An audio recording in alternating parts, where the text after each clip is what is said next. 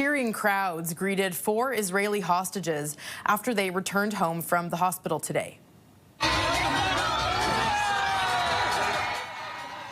The former hostages were greeted by large crowds waving Israeli flags in their hometowns. The men were among 20 hostages released earlier this month after spending more than 2 years in captivity in Gaza.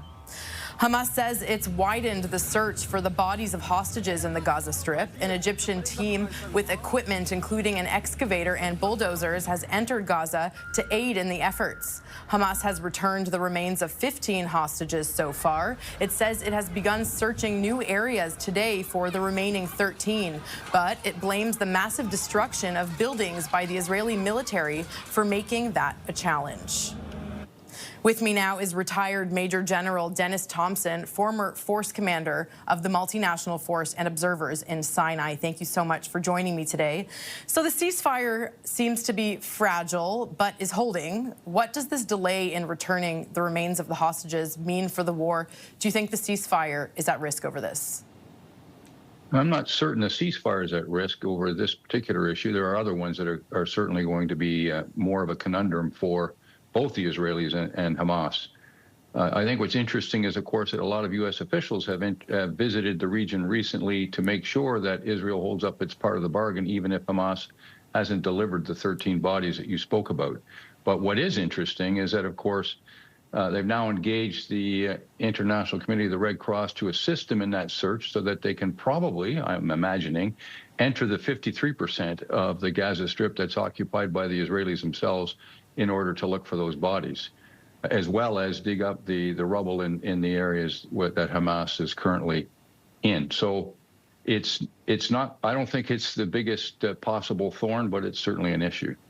So how likely do you think it is that all the bodies of all remaining 13 hostages will be returned? Are they going to be able to find them? Well, I have no idea. It's the level of destruction such that it's unlikely they locate every one of them, but I'm certain that they're going to do their level best in an effort to avoid Israeli retaliation. What's more interesting is, what's going to happen down the road. Are they, when we're done this first phase of the peace plan, of the 20-point peace plan, there's going to have to be a discussion about what role Hamas plays in the future government. And we know already that they're starting to control parts of the Gaza Strip, and that there's been a reckoning with the clans, if you will, between Hamas and the clans that may or may not have helped the Israelis. So that's one aspect. And of course, there's no guarantee that they're going to completely disarm, and it's unlikely that Hamas will give up its light weapons, since they need them for protection against others inside of the Gaza Strip. So what do you think are the most important factors that are really putting the ceasefire at risk here? I think it's going to be, it's always the same thing, whether people can keep their eye on the ball long enough to resolve it. And so there has been a distinct, well, first of all, there needs to be a continuation of the pressure that the United States has put on both parties, whether it's the Israelis directly or Hamas through the various people that speak to Hamas. So that pressure needs to keep up.